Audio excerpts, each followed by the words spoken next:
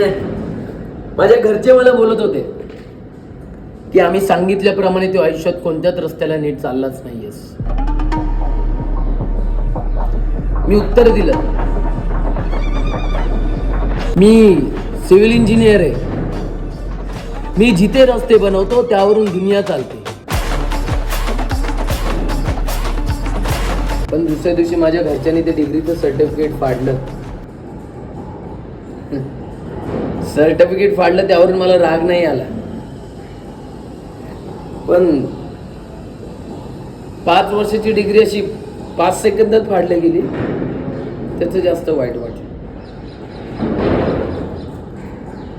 आणि हा, घरचे जाताना मला एक वाक्य पण बोलले, त्याचं अजून जास्त वाईट वाटलं. कोरोनामध्ये डिग्री झाली तुझी भडव्या,